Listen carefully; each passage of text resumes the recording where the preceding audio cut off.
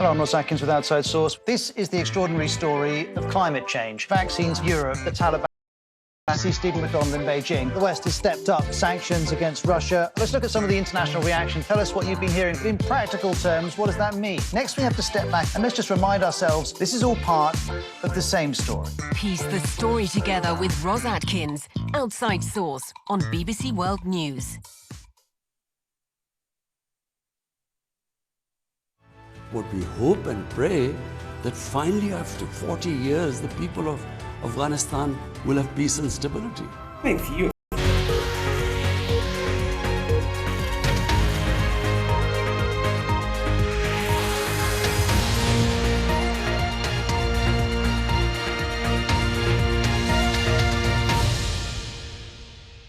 On the city's roofline, and then we saw the black plumes of smoke rising up. The renewed attacks come as Ukraine says the strategically important port city of Mariupol no longer exists, as it vows its soldiers will fight to the end.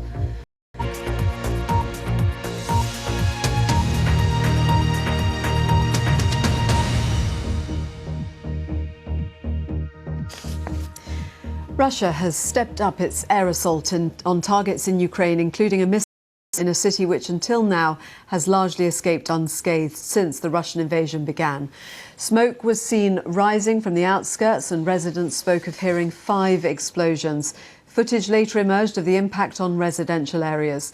Malta of Mariupol, Ukraine's foreign minister, has said the situation is dire militarily and heartbreaking. It doesn't exist anymore. The remainder of the Ukrainian army and large group of civilians continue their struggle, but it seems the Russian army decided.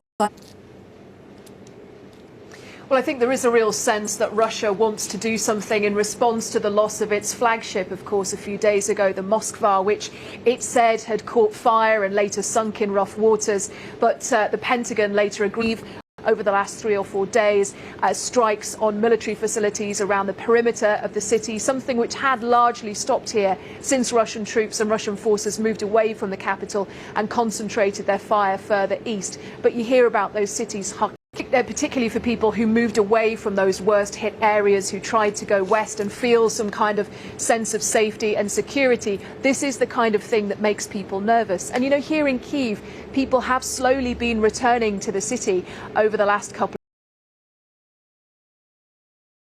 has asked them not to. He has repeatedly urged on his Telegram channel the residents of Kyiv to not come back just yet. He says that if people are still here, they should observe those air sirens, which happen, I should say, regularly through the day. He's urging people to go. The recommendation is that residents of this city stay away for now. He says the Russian threat is still strong and they should stay in safer places. Thank you very much, Anna. In the western city of Lviv, which has been relatively unscathed throughout the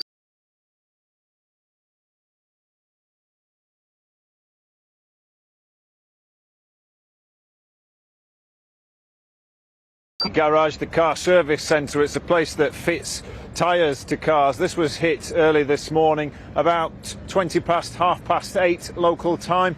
We've heard from local residents here that they heard 2 explosions. Hit. You can see the level of damage that it has caused. There are teams there just trying to clear up the aftermath of this attack. When we arrived, the fire service was still here, putting out quite an intense blaze in that building. And we know that at least 4 on the city are a stark reminder of the threat that people face, even so far west here, relatively close to the Polish border. This is the moment the conflict came closer to Lviv. Missile strikes out of the Clear Sky garage, a tyre fitting workshop where 4 people died. Valya is 70. She lives just across the road. Our windows were shattered. Everybody was frightened. We did not know what to do. The emergency response is still underway here, firefighters trying to put out a blaze. And they say this was a garage fitting tyres to people's cars. What has happened in Lviv this morning has really underlined the nature of... And at least 11 have been injured. What we see today in Ukraine is genocide, which is purposefully committed by the aggressor, who kills civilians. 7 civilians had plans All of it is still at war and still under threat. I actually witnessed those missile strikes myself from a rooftop in Lviv this morning. You could hear a sound a bit like a jet coming overhead. I actually saw a couple of the missiles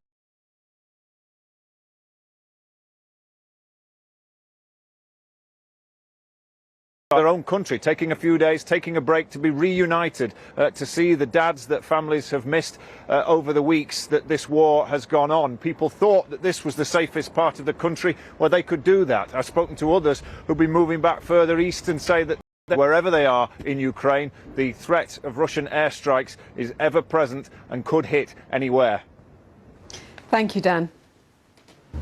Footage has emerged which appears to show the Russian warship the Moskva on fire and listing to one side. Calm seas around the ship. A short while ago, I spoke to Lord Richard Dannett, former head of the British Army from 2006 to 2009. He thinks the strategically important city of Mariupol will shortly fall into Russian hands.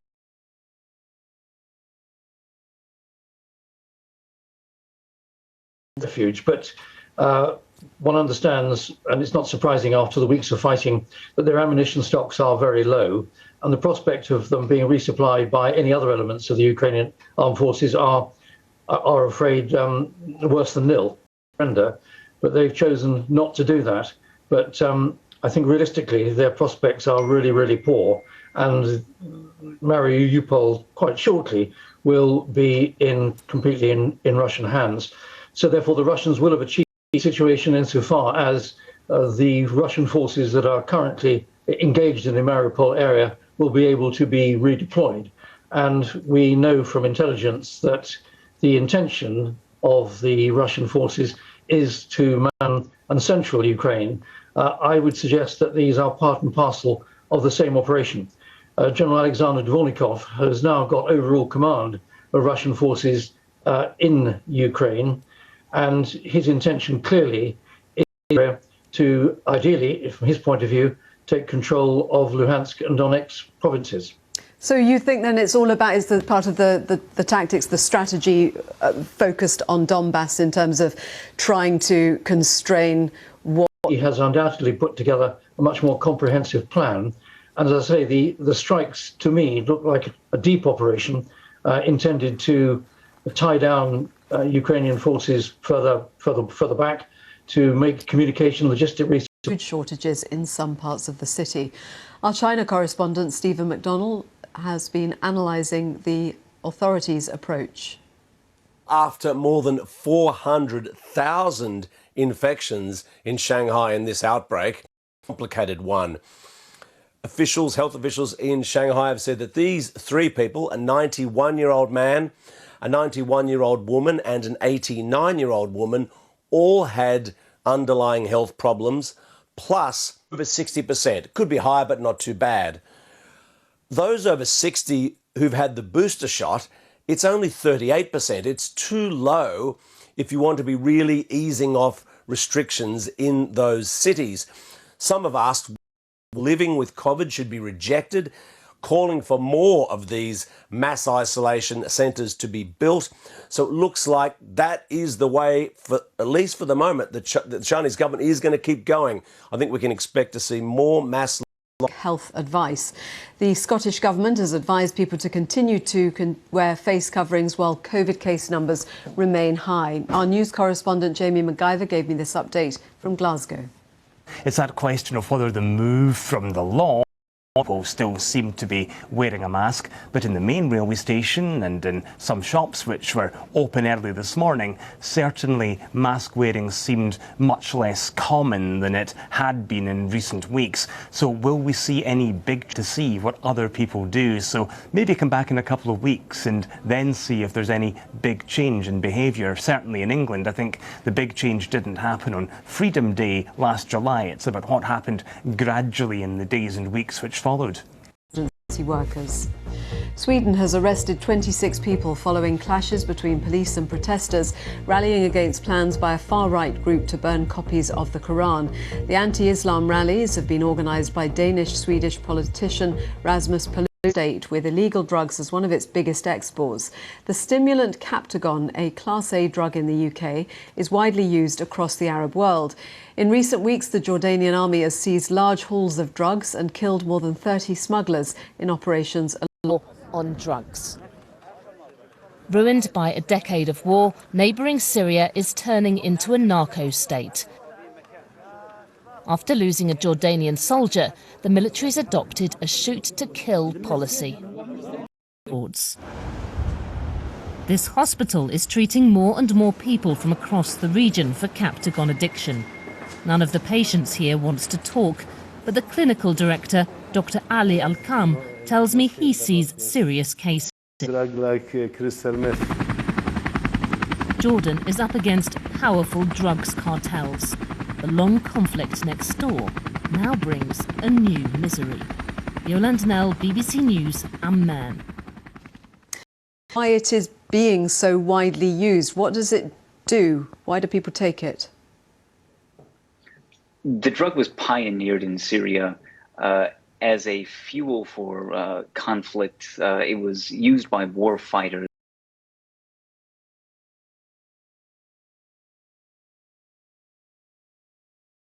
So presumably has gone far beyond that. Oh, indeed. Over time, the drug has transformed from something that was used by fighters to something that has essentially fueled and funded, indeed, the coffers of the Syrian regime.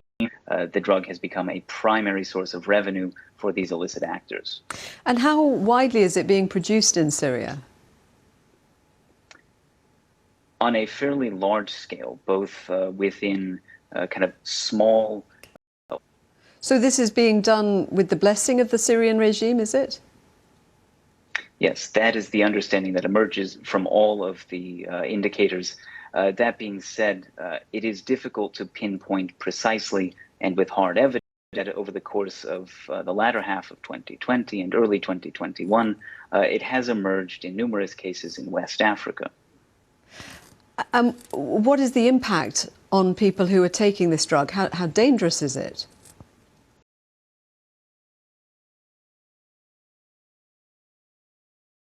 Company.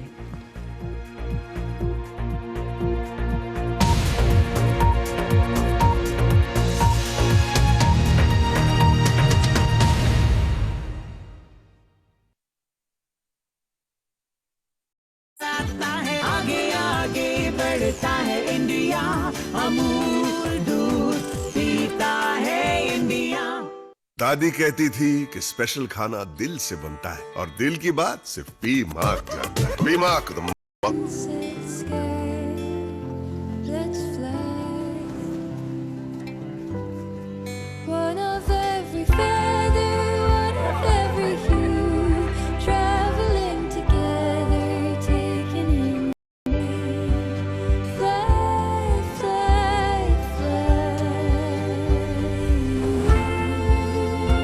Wherever you go in the world, one airline goes further to make it feel exceptional.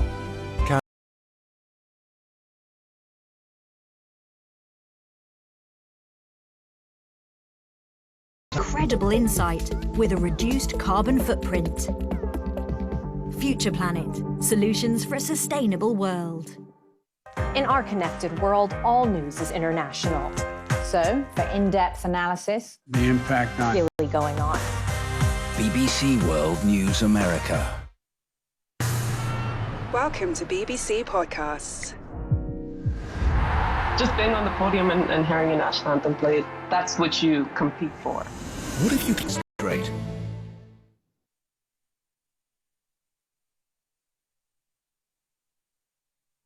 If you've got questions about the stories making headlines, Reality Check is here to help you get the facts straight. Our team of experts examine new coronavirus in early 2020. This has been such a fast-moving story and was relentless. Some of the images I've seen in intensive care units, they will stay with me forever. The warning signs here couldn't be to film the very first volunteers to receive one of the vaccines during the trials. Ultimately, it is science we have to thank for giving us this route out of the pandemic. Coronavirus is going to be with us separated from the country and the people they love, start to come to terms with their new lives as refugees. Goodbye home, with distressing content.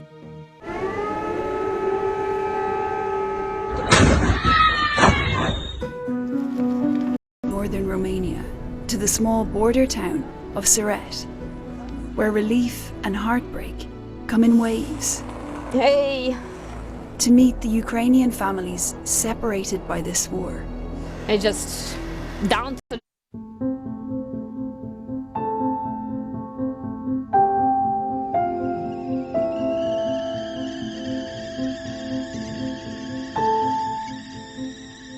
This is the video in their hometown, Bucha. What was it like looking at all this news coming in of your hometown? It's horrible. Like, my school is gone.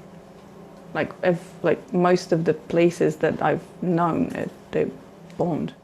It's possible to even imagine the extent of the horror that will unfold here. This is the neighbor. That's his house. And that's where the bomb or whatever it was. Where? His house is here, my parents. But there was no reply. Last they heard, their parents were still hiding in the cellar of Galia's house. The same place that Galia hid with her daughters before they ran.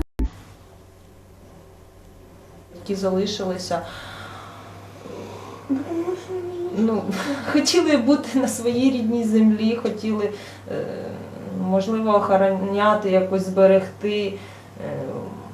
Phone call. It was their mom and dad. They're alive and forced to accept that it's time to leave Bucha. Да, я поняла. They join hundreds of people trying to leave the city. He's from Mykolaiv. And this morning, he woke up to hear that this had happened.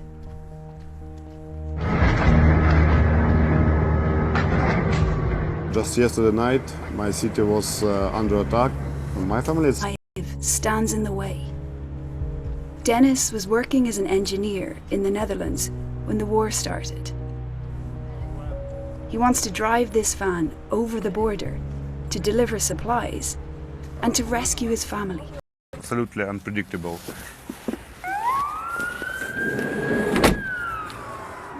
If you go to Ukraine, you can pick up your family, but you can't come out. Yes, I will bring them till the border. Later on, my friend Peter, he will cross the border, pick them up, give up. It must be terrifying, though, for you. I cannot even explain what I feel now. Putin's war has created an exodus from Romanian emergency services and from hundreds of volunteers, like Katya. Katya is from Dnipro in southeast Ukraine. Katya's mom is also helping out. There's a sign there, welcome to Ukraine. Вас вітає Україна. Эй! Как у вас холодно? Холодно. С тебя... Наташа, my mom. This morning has been especially difficult. No time to hide. Катюш, мы решили, что это лотерея. Повезет, не повезет. А если мы лапы сложим и ничего будем не делать, это кому это надо? Надо страну защищать. Katya's afraid she'll lose contact with her mom. Днепро. Когда ты думаешь, ты будешь готова уехать из Днепра?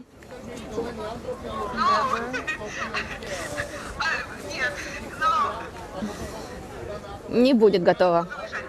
She doesn't want to. Losing her, it's non-zero. It's possible. Before it was, an irrational fear. Now it's a rational fear. I had a little outburst last night, and somehow there was this flow of warm feelings from the childhood, remembering.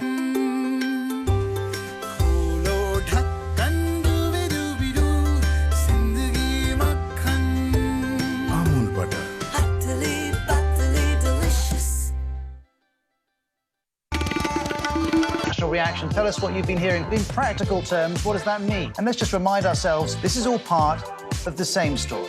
Piece the story together with Ros Atkins, Outside Source on BBC World News. Grandparents anymore. She misses her dad now. No, she knows that her grandparents are coming. Yep. It's hard to explain to kids as well that God knows when they're going to see their dad. Привет. Mom. Привет. Привет.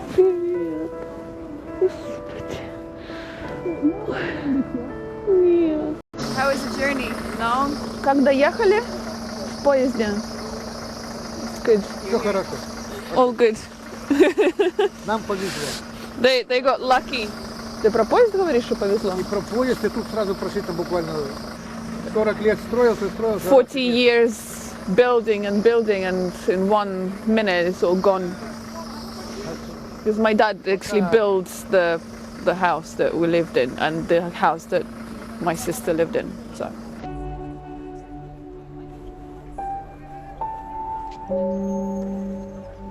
But there are thousands of families still trapped by fighting in Ukraine. Nervous. Dennis has no idea what to expect on the other side. Nikolaev, it's from here actually, I think it's around 800 kilometers, something like that. So I just have this one, so I have to go. So I'm gonna help my mother. She's sick, she has a diabetes, and it's become worse and worse. The problem is her legs.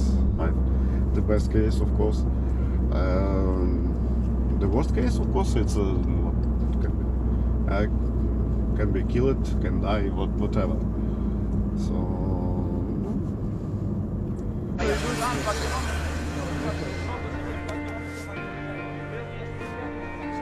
Bye bye.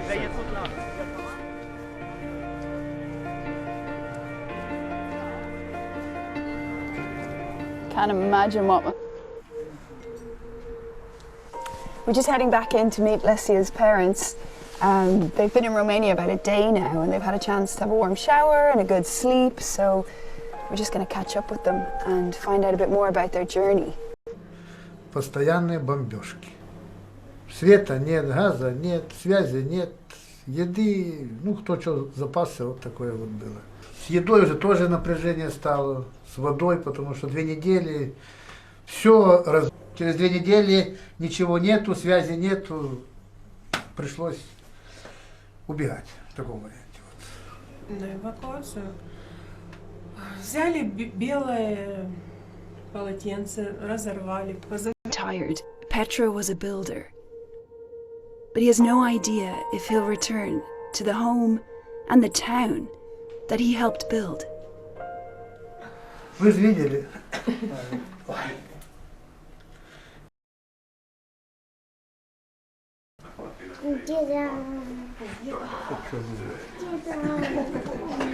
Ну, сейчас придем в себя, более-менее, и как получится. Там будем решать, что надо как-то дальше жить. Потому что...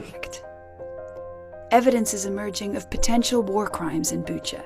Civilians have been found dead on the street.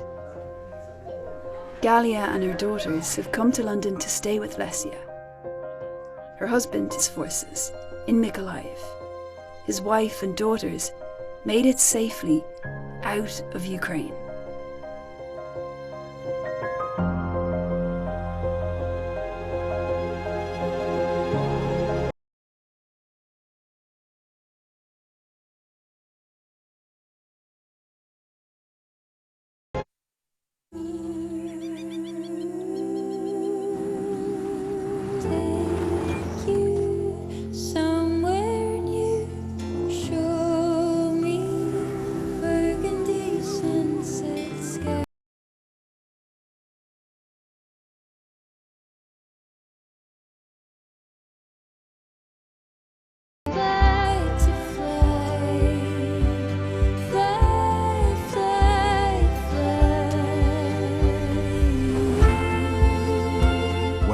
go in the world, one airline goes further to make it feel.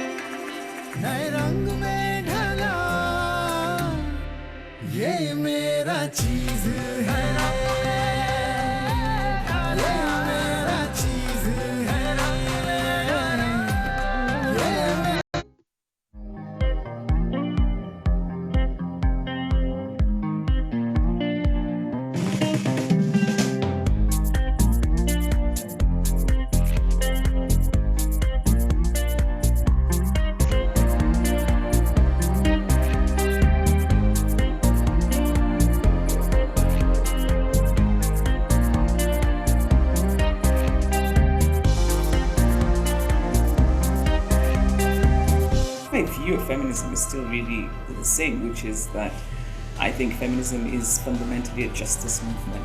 Africa will always remain important for me, and so I will continue doing what I do. I could not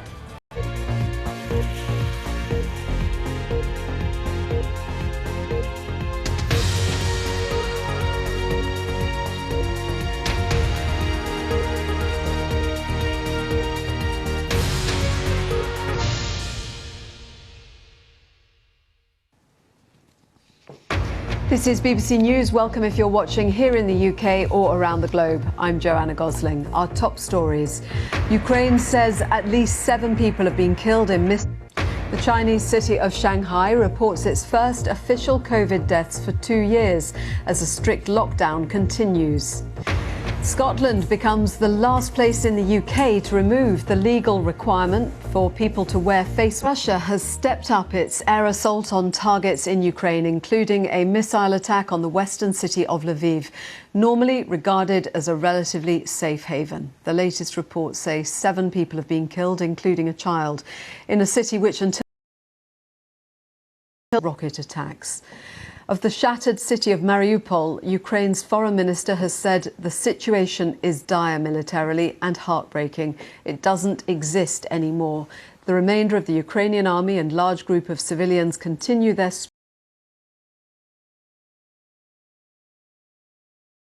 It's the garage, the car service centre. It's a place that fits tyres to cars. This was hit early this morning, about 8:20 local time.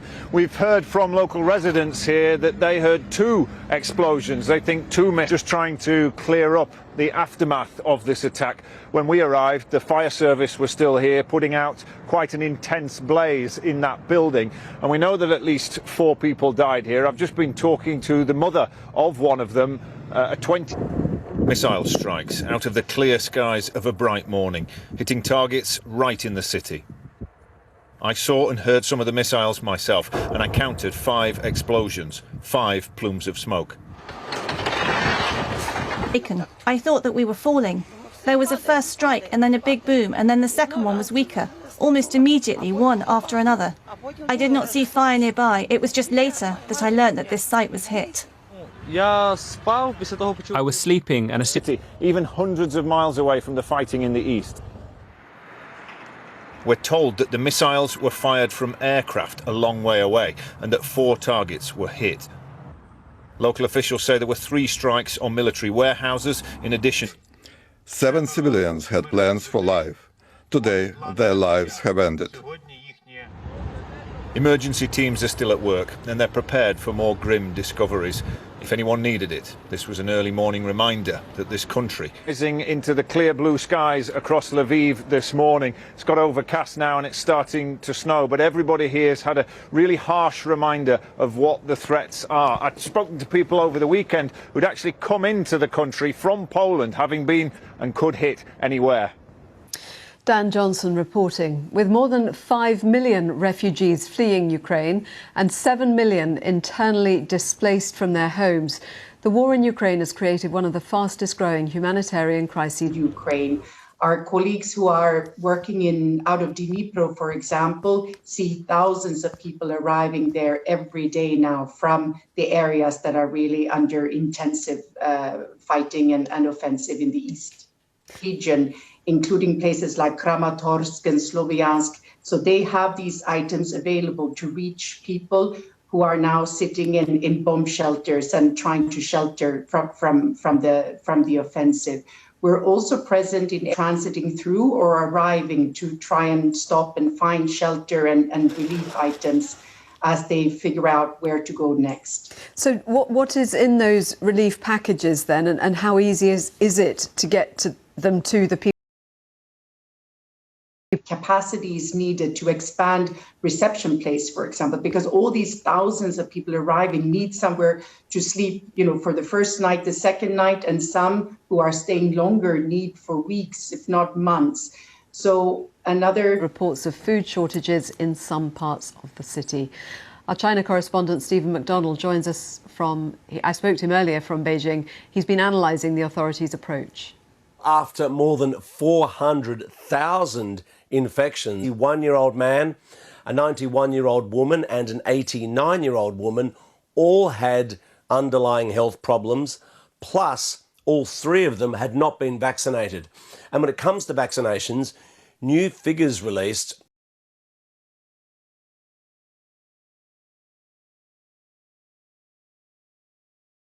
some have asked why the government doesn't switch focus from this mass testing and centralised mass isolation towards a big push on getting those boosters done. But the government is not showing for the Chinese economy to stay afloat. People in Scotland no longer need to wear face masks in indoor public places from today. It's the final part of the UK to remove the legal requirement, which has been replaced by public health advice. The Scottish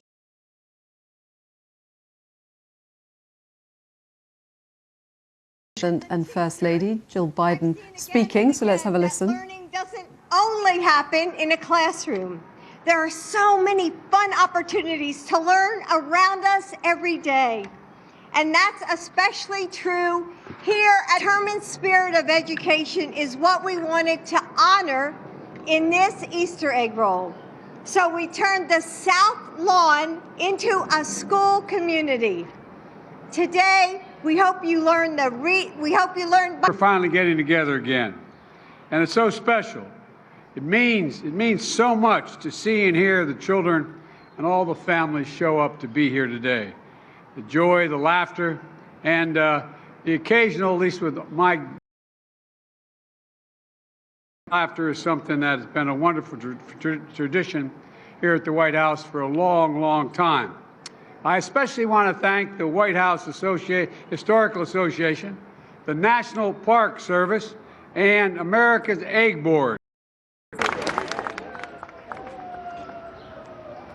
Biden mentioned the egg board. They've donated 90,000 eggs. 40,000 of them will be eaten, 50,000 hard-boiled and rolled across the lawn. And just previous president banned it, and then when President Rutherford B. Hayes came along, he said children would be allowed to roll their eggs on the White House South Lawn if they went. So there's now a lottery every year to allow thousands of kids to be able to... Heading down this hill, and unfortunately a man and a woman were swept away by the raging waters. The man was found alive. Unfortunately, the woman is still missing, and we've got community members here searching with their bare hands looking. On the night of the floods, some even risked their lives to save others. I found a man trapped by a tree, so I managed to pull him out of the water. I put him inside the house.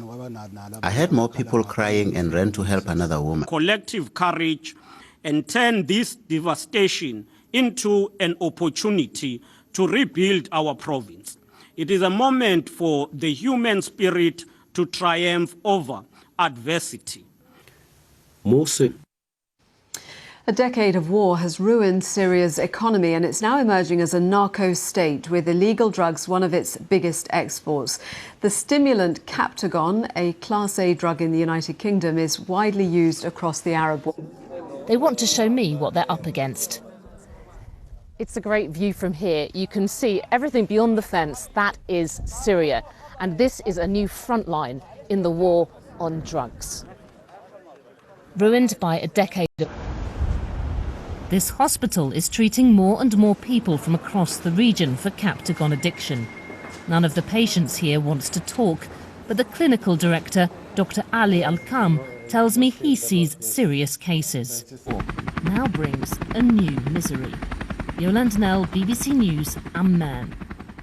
The governor of Mykolaiv in southern Ukraine has told the BBC there have been continuous rocket attacks in the region since Sunday morning, cutting electricity supply. The people here were lucky to have survived after a shell hit their apartment block in the early hours of the morning in March. 72-year-old Tatiana Mikhailinova was there asleep. The shelter is far away and I have no ability to go there. My health doesn't let me go anywhere. And where would I go? We will be sitting and waiting for peace. Peace is the most important thing nowadays. Those who can, damp and dark, they have to use these buckets as toilets. And over here is where they sleep. At the start of the war, there were over 20 families here. But now it's just 4 women. My heart hurts. I have hypertension and diabetes. I can't stay here for a long time as my legs hurt. I need to walk a lot, but I can't. I need to have a good diet, but it's impossible now. But the stories of the elderly here in Mykolaiv are repeated across Ukraine. We were told if you hear a siren, you should go to the basement to hide. But we don't know whether this will save us.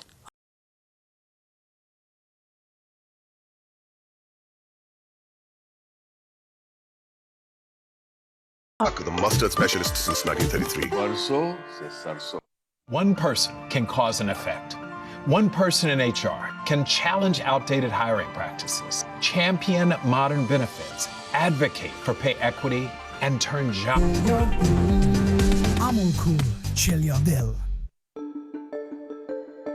I've reported on health and medicine for the BBC for around 30 years, and that's taken me around the world looking at global diseases. This has been such a fast-moving story and was relentless. Some of the images I've seen in intensive care units, they will stay with me forever. The warning signs here couldn't be clearer. The NHS is now on this vaccine could be. It was always clear that vaccines would be our route out of the pandemic. So it was a privilege to be able to film the very first volunteers to receive one of the vaccines during the trials.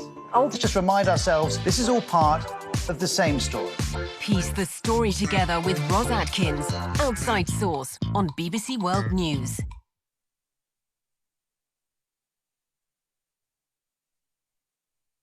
Fighting has been. They're still discovering dead bodies here in Bucha. See the headlines as they happen with breaking news alerts in the app and get the full story with bbc.com/news. Follow the latest on the Russian invasion of Ukraine with BBC. Welcome to Hard Talk. I'm Stephen Sacker. What I find funny, you might find offensive. Comedy challenges taste and convention, and it can rouse strong reactions.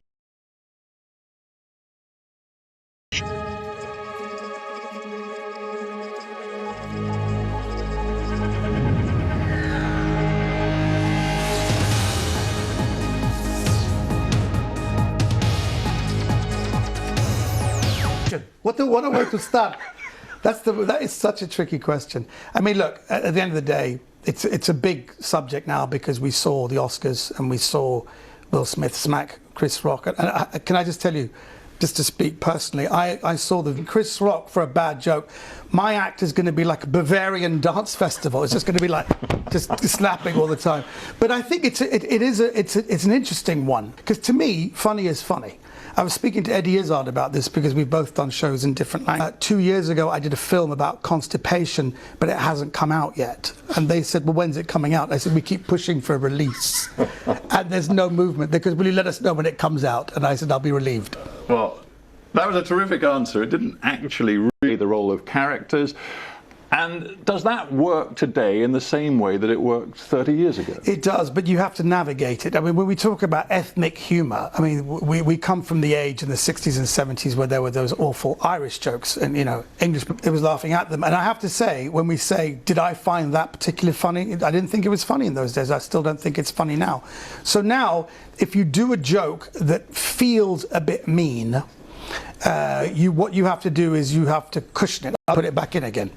Now, that joke got nothing on the night, but the snooker player himself laughed because he knew that it's good to laugh at these things. Now, that's why I think Chris Rock was slightly misunderstood, because he knew very well. This language was Farsi when you were a real small kid. It was. And you go to a London school and you're a bit of an outsider.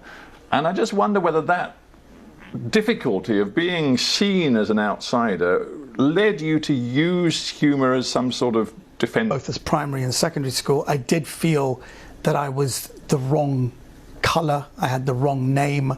And so when I realised I was very unattractive to girls when I was, you know, when I was in those very difficult adolescent ages, 30. I tell people my name was Chico and I was from Palermo in Sicilia, because the Iranian Revolution had happened, so it had a massive impact on me as a child, where people thought I was from a very weird culture. So I think humour became bit part route. I'm Yes. quite adept at accents, you said, rather immodestly. Iranian, Afghani, Turkish, Pakistani. I could even play a Russian commandant, a Bulgarian gymnast trainer, a Slovak border guard. I can play French, German and American mafia boss. But here you are, walking yourself into a pigeonhole. Well, I love that. I love it when you get challenging. It wasn't that. It was back in the 90s when I started off. I felt it was the only way to get work, because, you know, you see films where, you know, another country, as you can hear from my voice, there was a tall, thin, high cheekboned English ponce screaming to get out. So this was me reacting. How frustrating for you? Oh, so frustrating. I'm being serious. I mean, you walked into a little bit overweight. Can someone explain? And I said, can I answer this? I said, between the rose period and the blue period, there was the porcadelic period, where Picasso used to paint with donuts in his hand, and the whole press just put their heads down and wrote it down. So insight and a career that has proved to be a great success. You can now say that you regret maybe sometimes when you bit your tongue at the degree of prejudice and stereotyping you experienced. I mean, again, to be specific, you were in The Mummy. Yes. I have to confess, I never saw it was as simple as that, and yet you willingly took the money. That's why I got the role. I was perfect with that role. I was absolutely perfect. No, but with that why role. did you bite your tongue if you felt that you were living in this world of prejudice? Actually, I'm really glad you brought that up, because to make him like some fat, smelly person, let's do it for laughs, because that would be the only way it would be acceptable for brown people to see this character. So I played it for laughs, and I actually nearly got fired because I wasn't supposed to be funny, but that was the way I dealt with it. You've talked about the degree to which you think comedy suits you better because it's more honest, and I wonder what you mean by honesty in that sense. I think honesty is the most important one. It's the foundation of all virtues, and I think that certainly in comedy, authenticity is. I'm using comedy to make a point. So that is authentically me, and the more authentic you can be, the more powerful the comedy is. Can you be authentic? Can you be your genuine, funny self in a culture today which some comedians... to make someone laugh. I remember being in a comedy club and they weren't laughing, and the guy goes, you know, give me a chance. If people say, you're not funny, get off. He goes, give me a chance. I'm actually schizophrenic.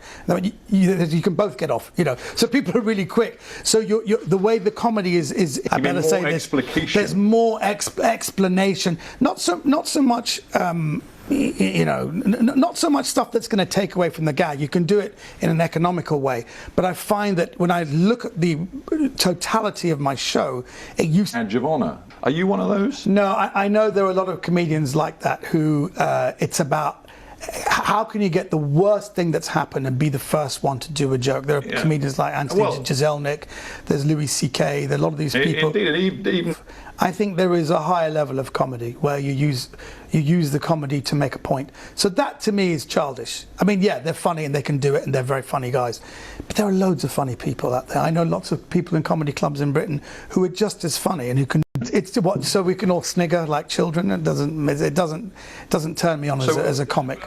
Do you have red lines then? What are things that you actually, you know, considering this notion of where lines should be in comedy and what offence is? I remember getting into an argument with another comedian where on 9/11 there was a show at the Comedy Store and a phone went off in the audience. This is 11th of September 2001, and the comedian said, "Oh my God, oh no, that's not the 110th floor."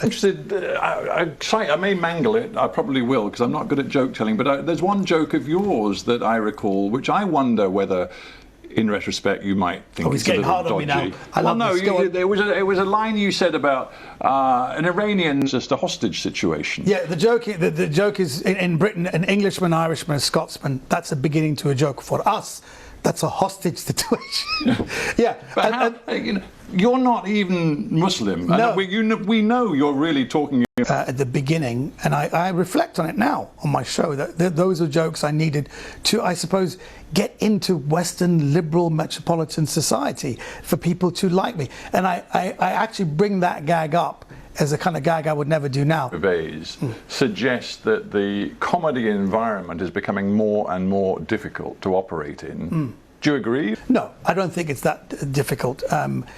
For me, even cancel culture is an interesting one. It was an example of a white Britain to I suppose digest that humour. So the people who gave that a show in the first place were never brought to any account, whereas a lot of us comedians saying, how's that guy got a TV show? That's not the kind of humour that we need right now. So yeah. It's not the sort of humour that you would expect to come from a person of faith. Right. And yet you are a person of faith. Yes. I can't think of many well-known comics who are open, explicit about their faith. Easy to be Baha'i in Iran. No, in Iran, the Baha'is, most of their rights are taken away. They can't go to university. They can't even work in some cases. But the basic tenet of the Baha'i faith is what we call the twofold moral purpose, that we are here on this planet with spiritual beings. It's what I do because it's not about making fun of races and religions. It's about absolutely saying the oneness of humanity is a fact. It's not even a nice idea. So all this stuff about identity politics is interesting because of course we can that show. Yes. And I'm just wondering whether you think the humour that is fundamentally, you know, it's about 50 odd years living in London, being brought up in this cosmopolitan, diverse city, is that humour going to work in... That's how they describe my Persian. But I guess what I'm driving at is not so much whether you're gifted as a linguist, but whether it works just doing a show where you might be thinking in English, concocting jokes in English, and then translating them straight into Farsi and hoping that'll be funny in Tehran too. Humour directly into Iran. BBC Persian is shown in Iran, and to see people saying, wow, this is the kind of comedy we need, this is exactly the kind of relevant humour that really speaks to people in Iran. So I was very proud that... How much did you miss it? Oh my God. I mean, I missed it so much that, when I did a Zoom gig, can you imagine doing a Zoom gig and just before, and it's not like we muted everyone, just before a punchline you hear of someone going, Martin, could you let the cat in? For about a week after a live show. And you can even bring it into the Hard Talk studio. Which has been my greatest pleasure. Well, it has been an honour, and I thank you so much for joining me here. Thanks a lot. Thank you.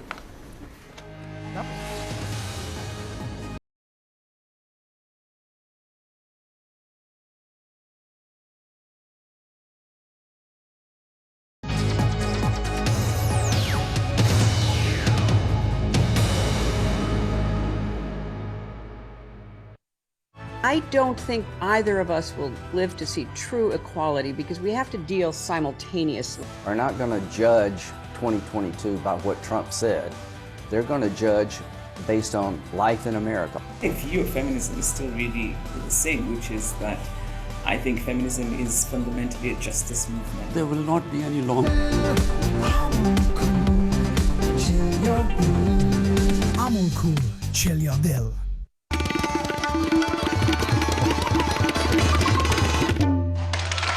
कहती थी कि special खाना दिल से बनता। To the southeast, some thunderstorms from this system. Further northwards, a little area of low pressure will be bringing some wintry weather for some of you. Now across North Ontario, Wisconsin, Minnesota, could see around 5 to perhaps 10 centimetres of snow for a time from this system. The air pretty cold, swinging across Spain into western areas of France through Tuesday. We've got a trough bringing a number of showers across eastern areas of Europe, and it is still cold enough to bring some snow to the mountains, for example, in Austria. In Africa, we've got some fairly chilly north to northeast much of Iraq, bringing some high temperatures for the time of year. Hot day in Baghdad for April with highs of 37. Some showers and thunderstorms across southern areas of India, 1 or 2 for Sri Lanka as well. Otherwise, we continue with the heat wave across northern and some Australia. The wettest weather will be into parts of Victoria on Tuesday. Rain also for the far north of New Zealand, otherwise relatively fine and relatively warm. That's your weather.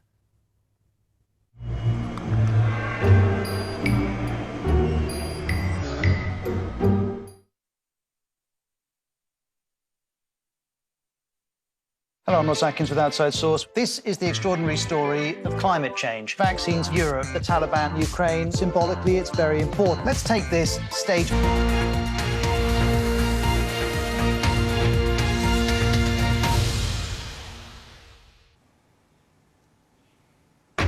This is BBC News. Welcome if you're watching here in the UK or around the globe. I'm Lucy Hawkins. A couple of the missiles myself streaking across the sky and then hitting buildings on the city's roofline. And then we saw the black plumes of smoke rising up. Ukraine says the southern port city of Mariupol effectively no longer exists. Russia has stepped up its air assault on targets in Ukraine, including a missile attack on the western city of Lviv, normally regarded as a relatively safe haven. The latest report says strikes and shelling. Moscow saying it's hit more than 300 targets. 5 people have reportedly been killed and 13 injured in shelling in the city of Kharkiv. While in Mykolaiv, near the port of Odessa, the governor is reporting continuous rockets to cars. This was hit early this morning, about 8:20 local time. We've heard from local residents here that they heard 2 explosions. They think 2 missiles hit this garage, but the word from local authorities is that they're talking to the mother of one of them, a 26-year-old called Yuri, who she said was about to have his birthday, was about to get married this summer and lost his life this morning just having a cup of coffee in the office there before he started work west here, relatively close to the Polish border. This is the moment the conflict came closer to Lviv. Missile strikes out of the clear skies of a bright morning, hitting targets right in the city.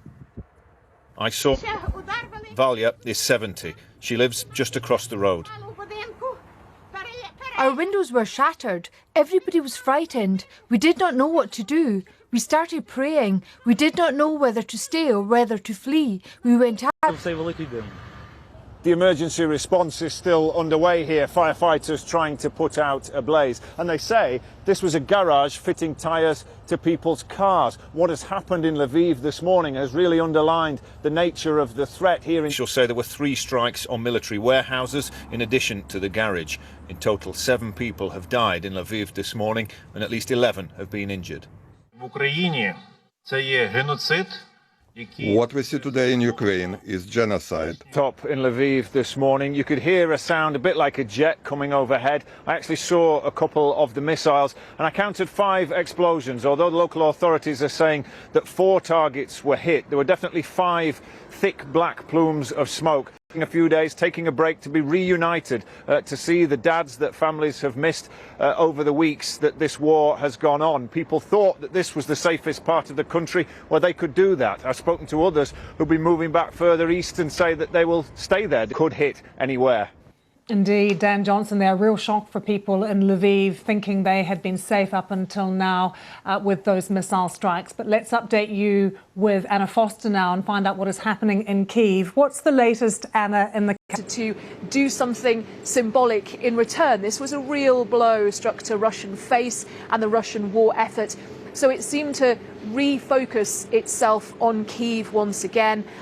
Interestingly, you heard Dan there talking about people coming back. They need to follow the air sirens when they sound, which they do regularly, several times a day. Not everybody seeks shelter when they do, but he is urging people who are in Kyiv now to follow the air sirens, to get underground and to get into shelter when they sound. And for the Well, for several days now, the word seems to have been that Russia has the upper hand in Mariupol, but both sides are fighting fiercely for control of this, what is a strategic and an important symbolic. We know the huge Azovstal iron and steel works is where most of the Ukrainian fighters who are still resisting are holed up. If you've ever seen a site like that before, they are huge. You have the big concrete buildings. It would seem to be quite a good place. We are not going to show you. One of the men, who says he is Sean Pinner, says he was captured in Mariupol while fighting for the Ukrainian Marines. It's understood he is being held as a prisoner in Donetsk, which is in eastern Ukraine. He has been in the Ukrainian army for days ago. Aidan Aslin was also fighting with Ukrainian Marines. He was captured a short time before that. We saw him actually, didn't we, last week, paraded on Russian state TV. He had bruises and cuts to his head. He was also in handcuffs as well. Now, both men have appeared in there as well, but he's also a pro-Kremlin ally, a big supporter of Vladimir Putin. He's previously been under house arrest in Ukraine, but in the last few days he's been detained by Ukrainian authorities there. So essentially what the men are asking for, and it's not clear, as you said, whether they're speaking of families, all the Foreign Office will say today is that they are in touch with both the families, but they've also called on the Kremlin, they say, to treat all prisoners of war humanely.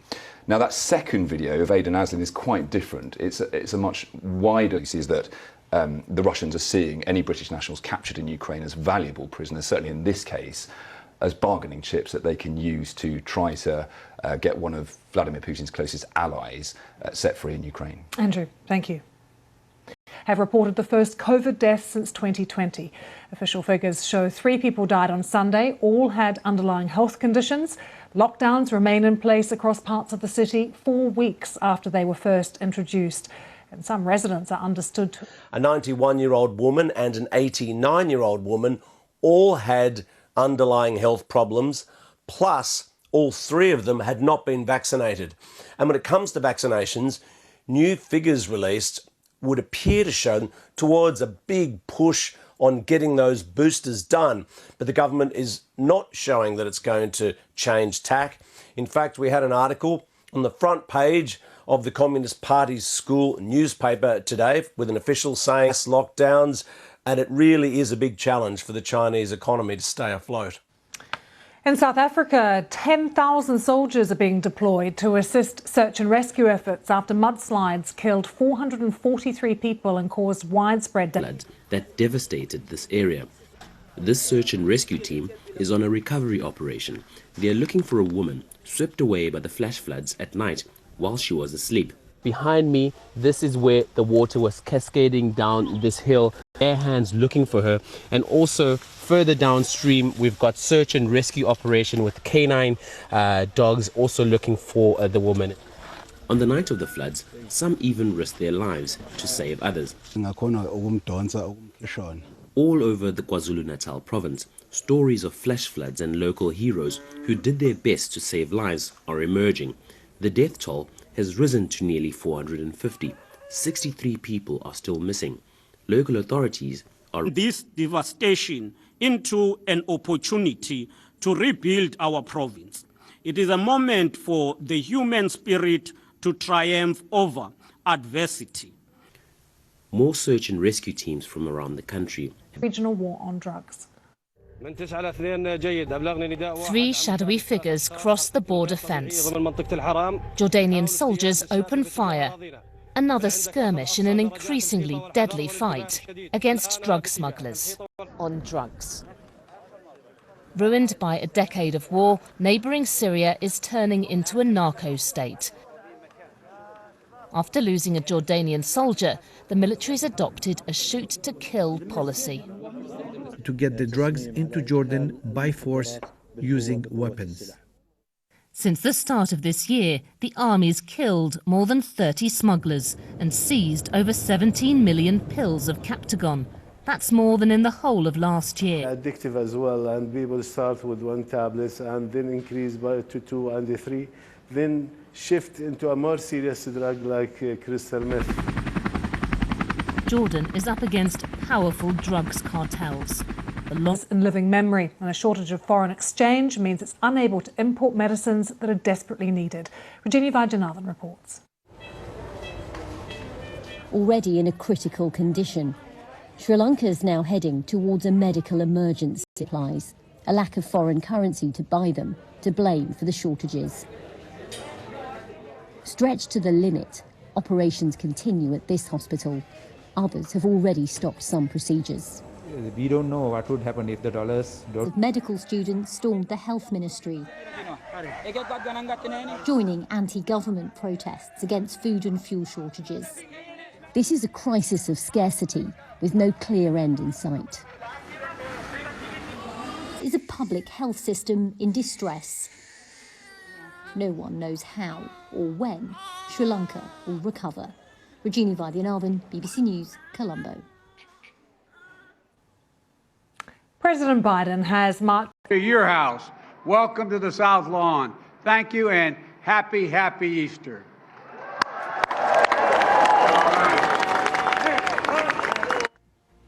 Lots of happy children. They're thrilled that the event is back. It didn't happen during.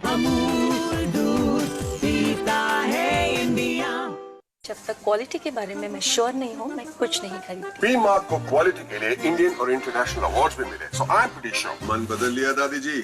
P-Mark mustard oil, mustard. Website and app. To get live text updates, news, analysis, and the golf calendar, go online or download the app now. Hello there, let's take a look at the satellite picture for sound start to the day on Tuesday. There'll be 1 or 2 more thundery downpours developing, particularly around Kerala, 1 or 2 stretching northwards into Karnataka through the afternoon. Now across Central Asia, we've got some sunshine for North Sultan in Kazakhstan, 15 degrees here, but the weather... Volodymyr Zelensky was once one of Ukraine's best-known comedians. Now he's a wartime leader, lauded around the world. I'm Jonah Fisher, and I had a front-row seat to Zelensky's incredible journey. Escaping from cities that have been under Russian bombardment. The damage here gives a sense of how fierce the fighting has been. We're still discovering dead bodies here in Bucha. See the headlines as they happen with breaking news alerts in the app and get the full analysis. The impact on Europe and the rest of the world would be devastating. And correspondents covering both home and global events. Get a deeper understanding and find out what is really going on. BBC World News America. Of Mykolaiv in southern Ukraine has been subject to continuous rocket attacks since Sunday morning, according to the governor. As the fighting continues, we report on the elderly being forced to wait out the war in the basements of the city. We'll hear from a former British Army general.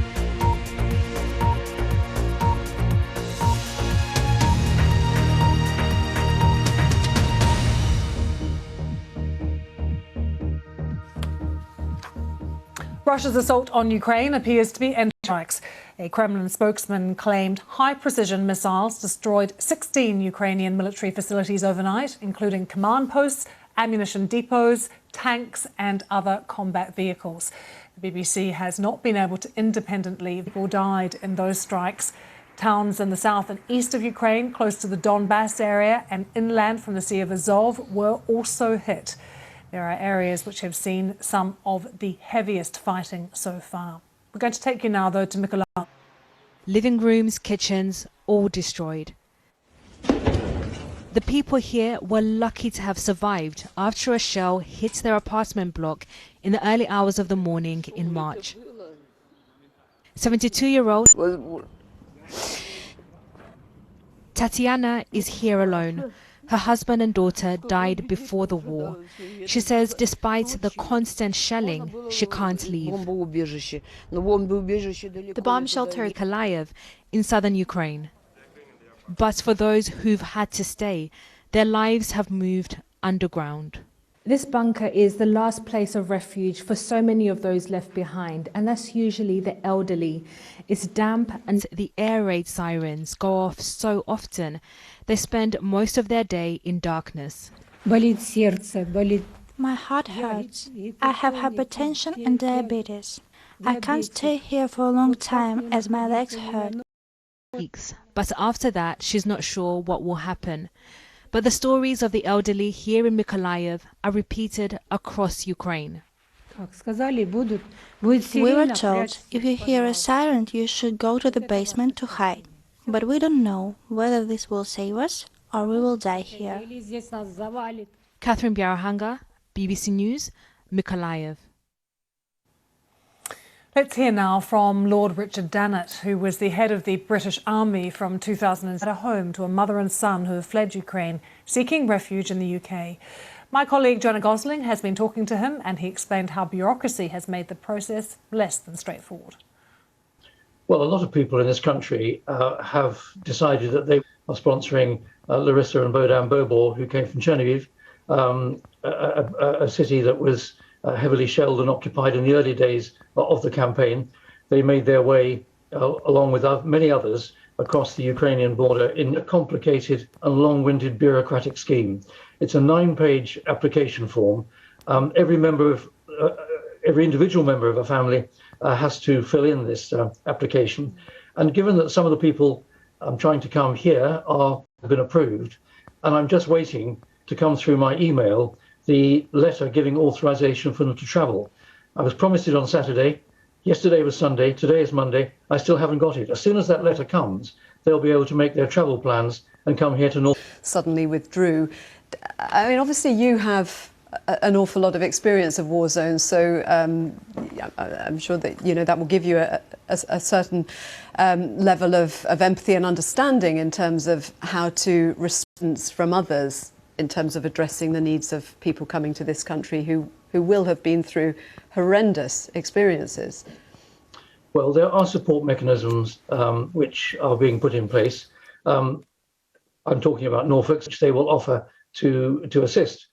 Fortunately, one of the other couples that's coming to Norfolk, Victoria Vita, speaks extremely good English, so it'll be much easier to communicate with those who are coming here because Vita can speak English, and some time ago. So he will need a lot of reassurance, a lot of calming down, and a lot of help. But really, that's why people up and down our country have been offering support and sanctuary for Ukrainians. And I just wish the Home Office process ultimately want to go back home. So this is a temporary sanctuary that's being offered. And then when the time is right, and I don't know when that's going to be, these people will probably all want to go home. Wouldn't you want to go home? I'd want to go home. I think that's what they will want to do as well. Who was involved in these riots? Well, it's been a tense few days here, and police have made it clear that they believe this isn't simply counter-protesters angry about the burning of the Quran.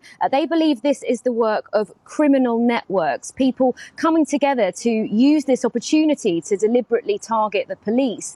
And they're also looking into potential leads that some of these protests may have actually been organised by people living outside of Sweden. Very anti-Islam, very hardline. He has organised these kind of Quran burnings before. There has been violence in 2020 when there was a similar situation in Malmö in southern Sweden. But this violence spreading across 6 cities, violence since they were in the neighbourhoods. Police haven't released that information, but they've made it very clear this is bigger than anything that's been seen before. And that's really been the focus of the debates here, really. Were the police targeted? Should they have had extra? And Maddie, I see that the Foreign Office in Baghdad has been concerned, summoning Swedish diplomats, expressing their worry and concern as well. Has the government said anything to reassure some of its allies? I'm sure when things pick up again and there are more people back at work, we're going to see more reactions from the politicians. And I think for Swedes in general, returning from the holiday period, really in shock at this kind of violence. You're watching BBC News. Still to come, we'll bring you an update on all the sport. Do stay with us.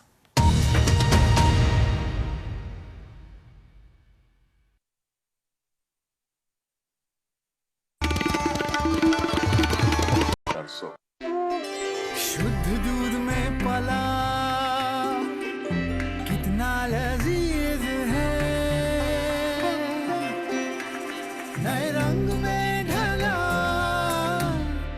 Yes. Amul चीज, ये मेरा चीज है।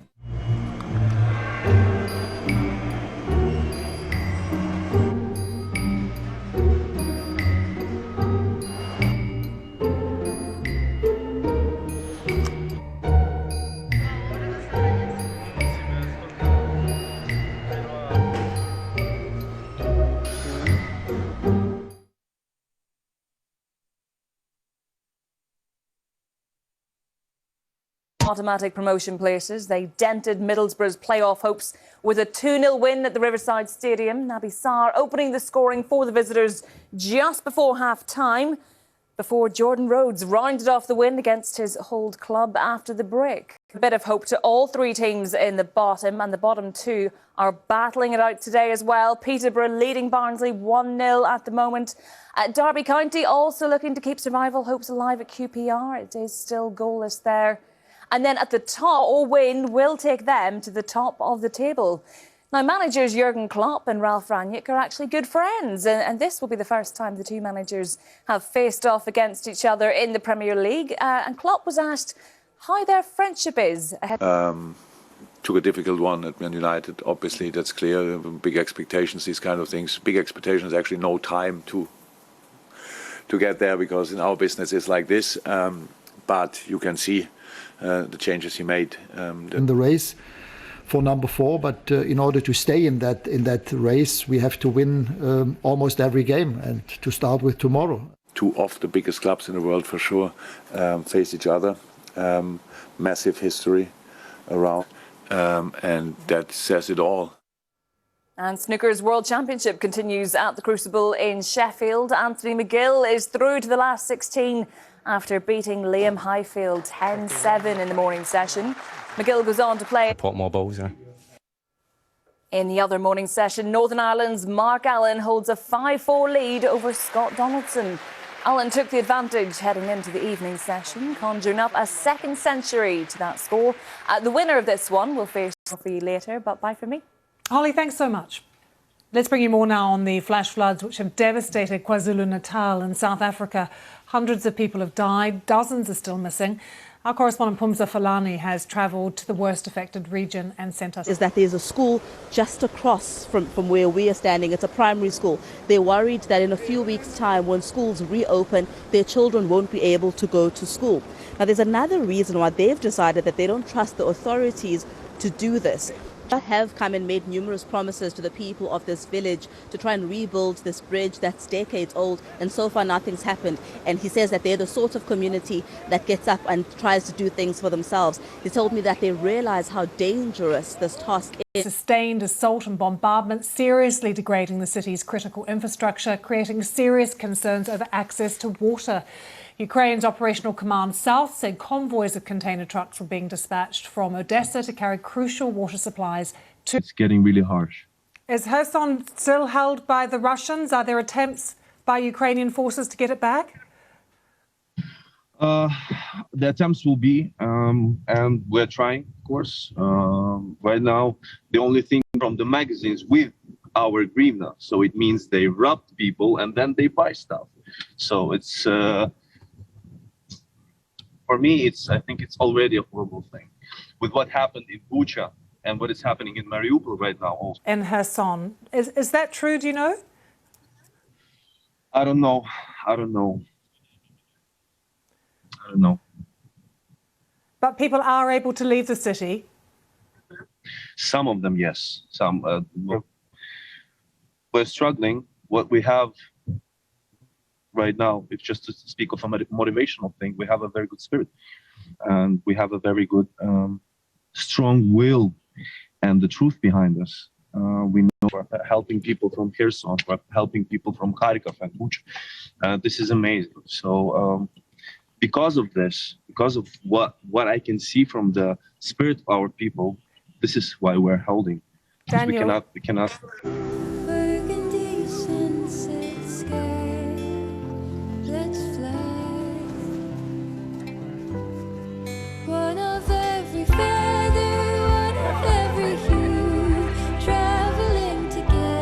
One airline goes further to make it feel exceptional. Qatar Airways, going places together.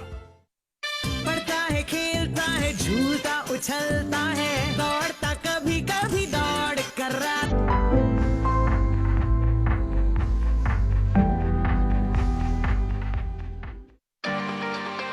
Travel is changing.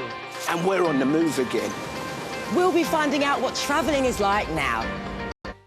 The Pacific Islands are on the front lines of the climate emergency.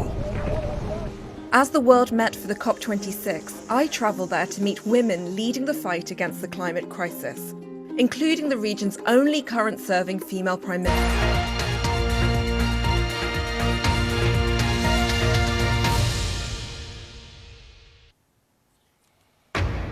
This is BBC News. Welcome if you're watching here in the UK or around the globe. I'm Lucy Hockings. Our top story. First official deaths from COVID since 2020 as the Shanghai lockdown continues. And rescue efforts are ongoing in South Africa, where floods and mudslides have killed more than 400 people. Russian-backed separatists there for the past 8 years. But as our defence correspondent Jonathan Beale now reports, they're facing an attack now from multiple directions. He's been speaking to people in the area just a few miles from where Russian troops are thought to be advancing. Russia's unrelenting bombardment. We tried to enter to speak to families taking shelter, but the thump of artillery was steadily coming closer. What can I say? I'm overwhelmed with grief. I'm 70 years old, and I've nowhere to live. The few who've stayed behind have to queue for food. They're not trying to slow down the Russian columns, blowing up a bridge, but they know more will be coming. We know that Russian forces are bringing reinforcements into this region, but we're doing everything possible. Plumes of smoke.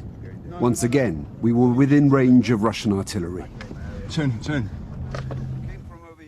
Staying put is Russian roulette, but with artillery. Galena's home was nearly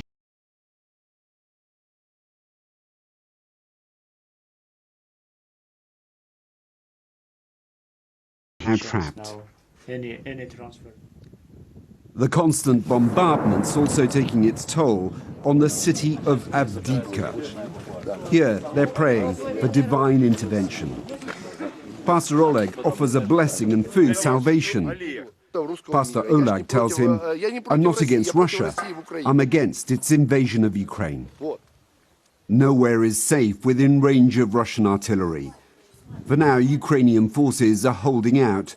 So quiet because just in the last few days, Russia has renewed its strikes on areas of Kyiv. This is, of course, after the sinking of the Russian flagship, the Moskva, a few days ago. It feels like Russia wants to make some kind of symbolic statement and so won an overnight curfew, even though there are still roadblocks in some of the streets. But the mayor, Vitaly Klitschko, has said to people who are thinking about returning to Kyiv, please don't. The Russian threat is still great here. He does not believe that has passed, and he's saying to people who are thinking about coming back to Kyiv, for now, stay where you are, stay in safer places. And the latest from Mariupol, Anna, because we hear that Ukrainian troops have ignored this Russian deadline to surrender. Are they still trying to fight back there? That period of time came and went, and what we got instead was messages from the Ukrainian government saying that they would stay and they would fight till the end. And of course, Mariupol is in many ways the real sort of hotbed of this war at the moment. Who's been on the television, been on Dancing with the Stars, those kind of programs. He's now with the armed forces. And he was just talking about that fighting spirit and how high morale continues to be. How do you judge it when you speak to Ukrainians at the moment who surely... Because it was that defence of the homeland that gave them an extra edge. I remember being in Lviv a few weeks ago and watching new members of the territorial defence training, and the soldier who was doing that training said they were doing incredibly well, and he said it's because they're fighting for families. We've spoken to mothers, fathers who worry about their children. It is a difficult environment for so many people to live in right now. Yeah, the pressure of that day in and day out, hour after hour. Of course, Anna, thank you so much for joining us from Kyiv. Well, we need to talk one of the places that was attacked. This is his report. This is the moment the conflict came closer to Lviv. Missile strikes out of the clear skies of a bright morning, hitting targets right in the city. This is where one of the missiles hit. Local officials say it's a car garage, a tyre fitting workshop, where 4 people died. Valya is 70. She lives just across the road. Our windows site was hit. I was sleeping, and as soon as I heard the explosion, I went down to the shelter. Then I heard more explosions, 4 or 5 in a row. When everything was over, I could see the smoke. The emergency response. We're told that the missiles were fired from aircraft a long way away and that 4 targets were hit. Local officials say there were 3 strikes on military warehouses in addition to the garage. In total, 7 people have died in Lviv. If anyone needed it, this was an early morning reminder that this country, all of it, is still at war and still under threat. Dan Johnson, BBC News, Lviv.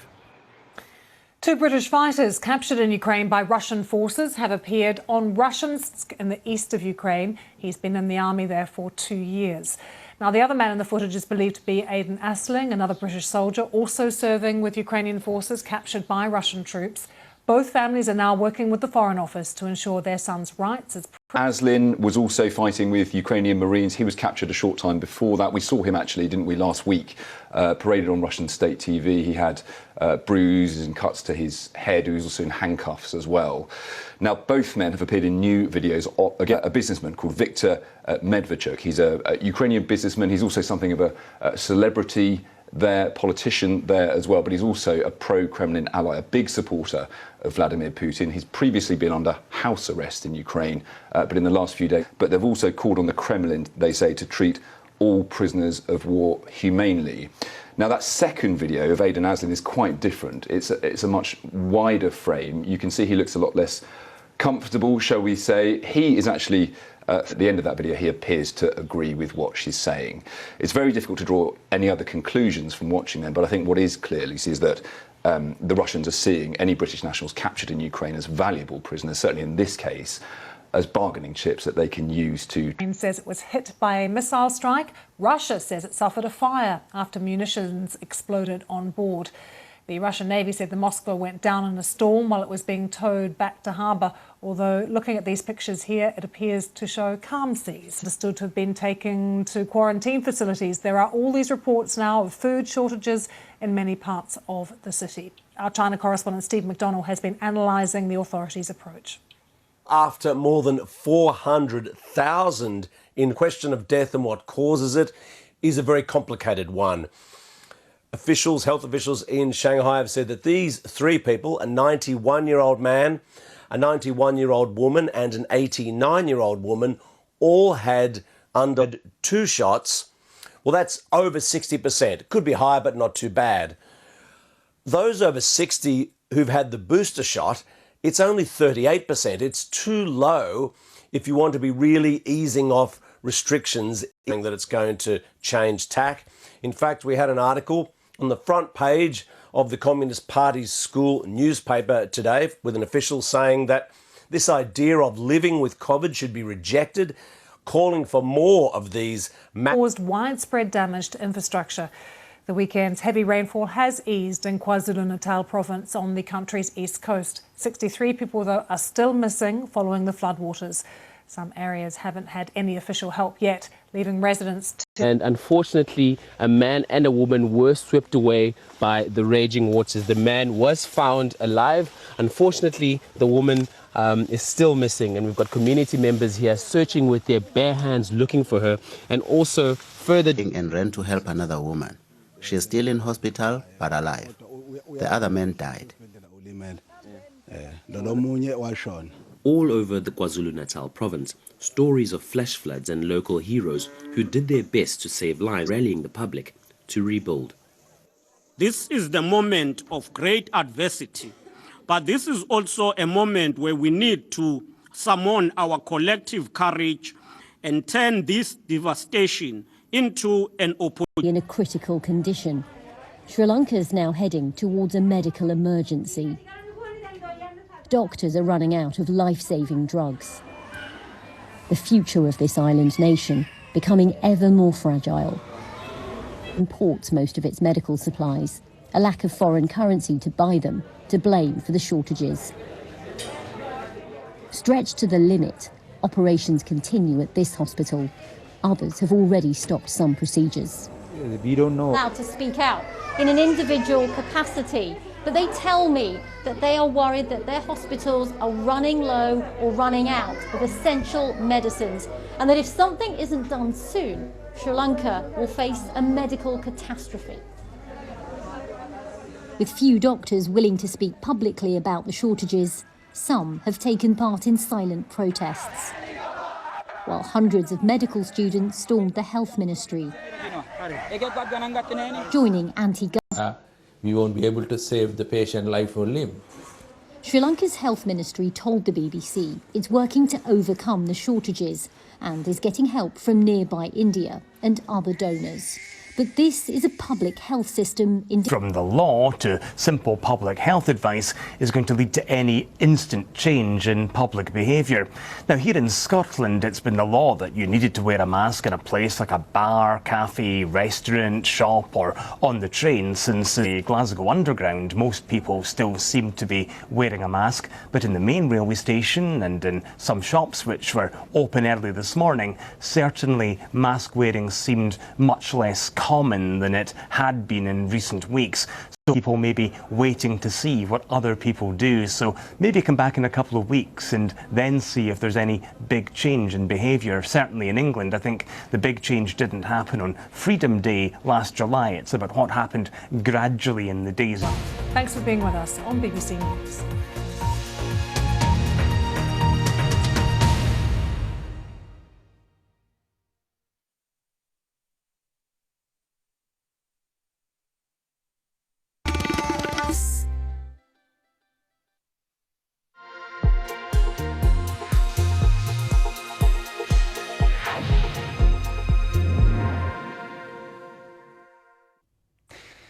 Hello there, let's take a look at the satellite Karnataka through the afternoon. Now across Central Asia, we've got some sunshine for North Sultan in Kazakhstan, 15 degrees here, but the weather looks pretty unsettled across Afghanistan, Kyrgyzstan, Tajikistan with some big thunderstorms around on Tuesday, couple of days.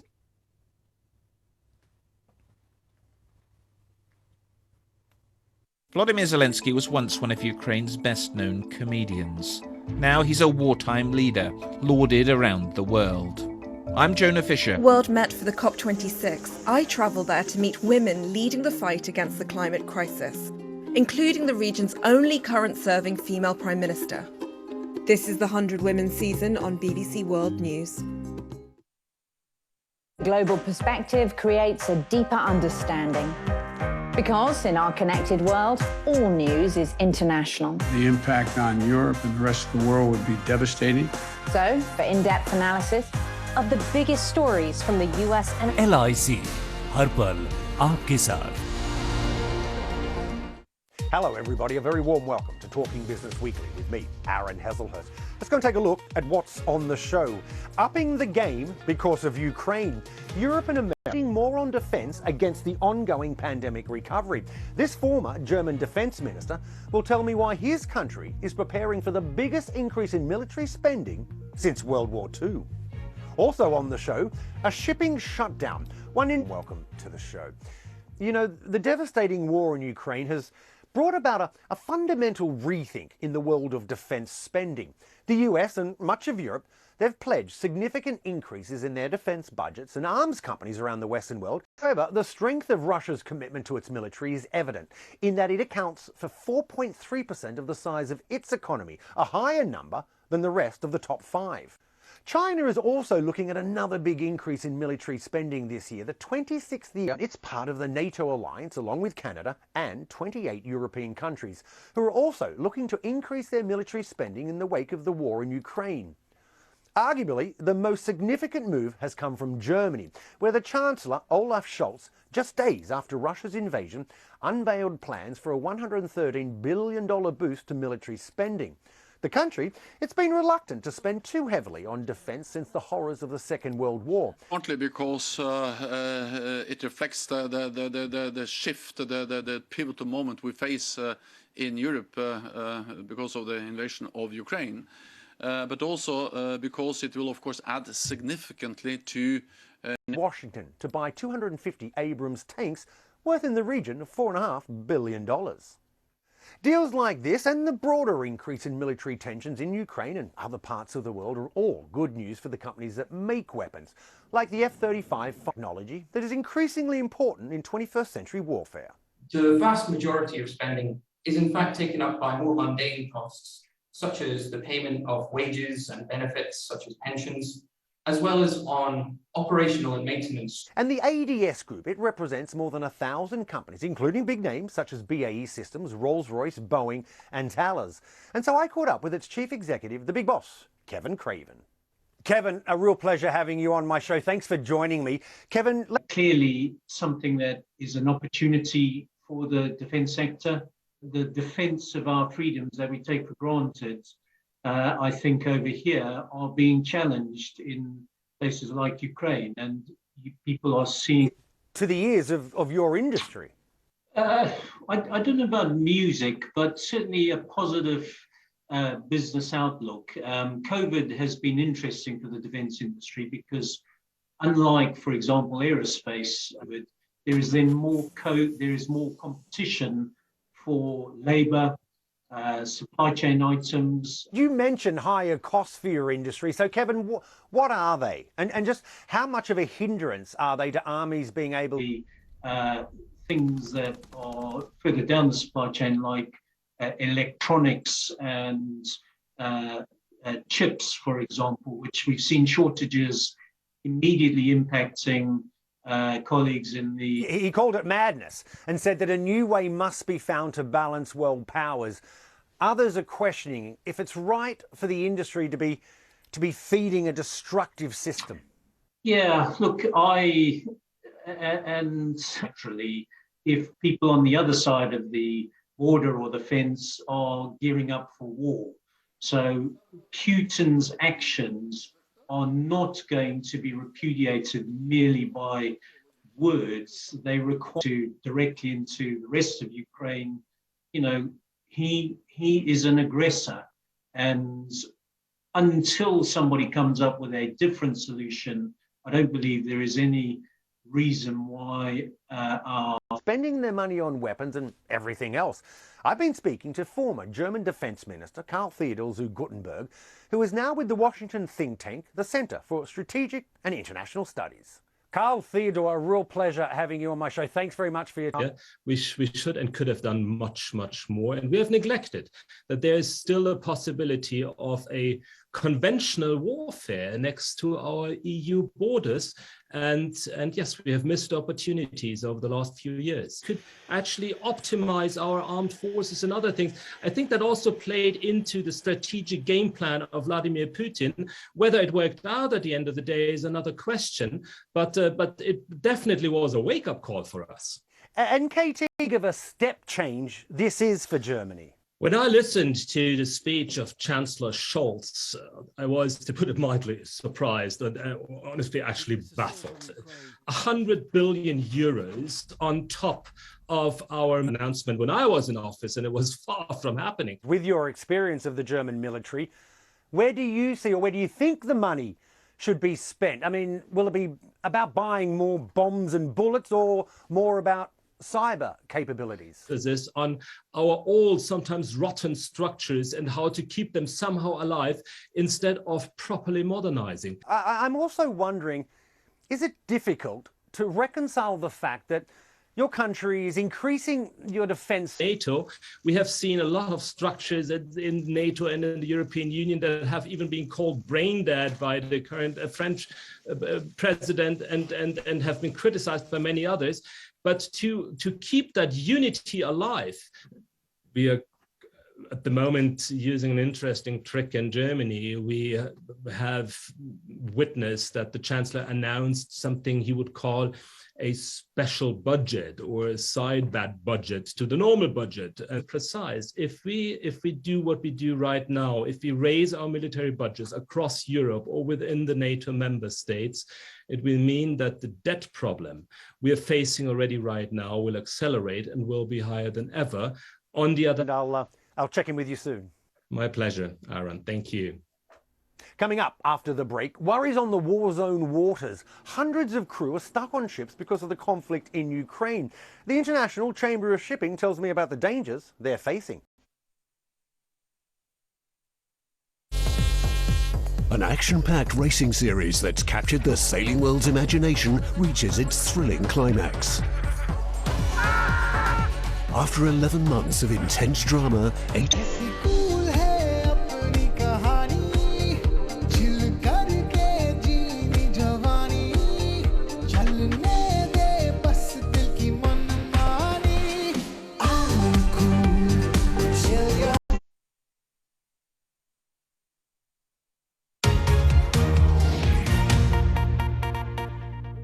Welcome back. This is Talking Business Weekly with me, Aaron Heselhurst.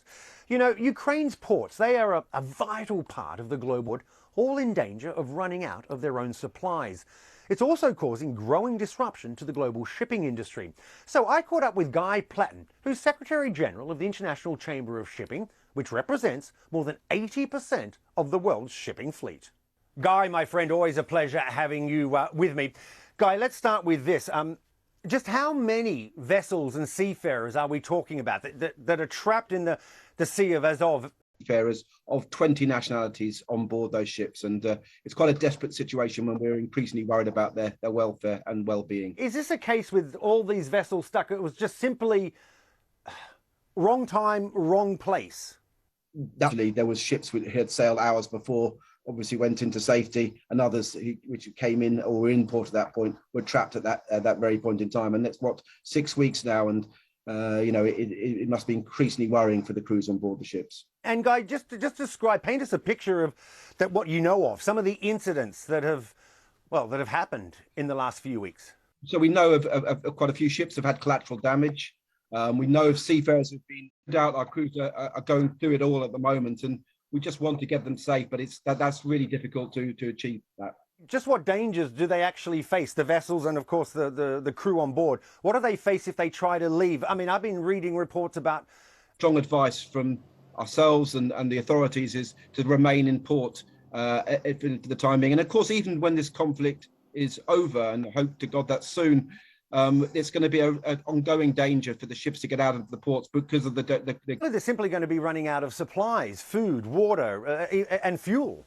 And that's exactly our worry. We're working with aid agencies like Médecins Sans Frontières, the International Committee of the Red Cross, to highlight their plight. You know, ships do carry typically very worried about their welfare. And just to get them safe into a place of safety. We also know about both Ukraine and Russia, both being major exporters of food to the rest of the world. Just for viewers around the world, just situation. So what we do is we get together on a almost daily basis now. We get interested parties, agencies, UN agencies. We share information. We lobby. We make the case, for example, with the Médecins Sans Frontières. I'm assuming that's going to get passed down the line, right?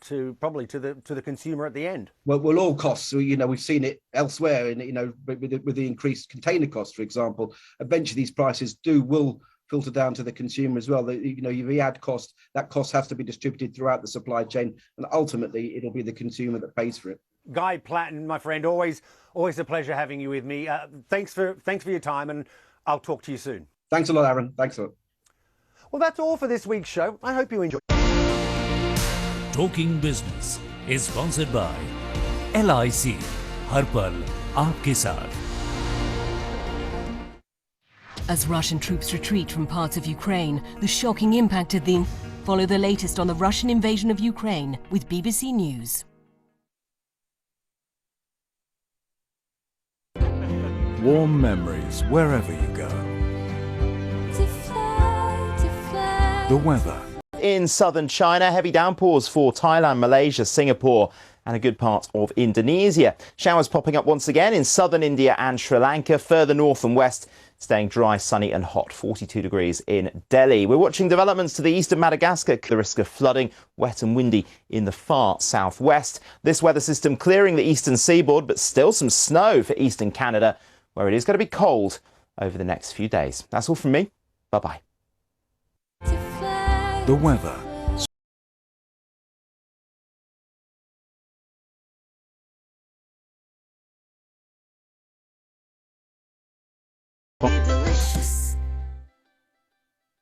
How worried is the WHO? We really need to focus on bringing transmission down. You've been in office for some time. What are you doing about it? This question is without context. What the turnout was, it was over 70%. You know how... Every day. The reason you haven't divorced is that you simply can't afford it. You're right about that. Hard Talk, this week on BBC World News. Get live ball-by-ball cricket coverage on the BBC Sport website and app across all forms of the game.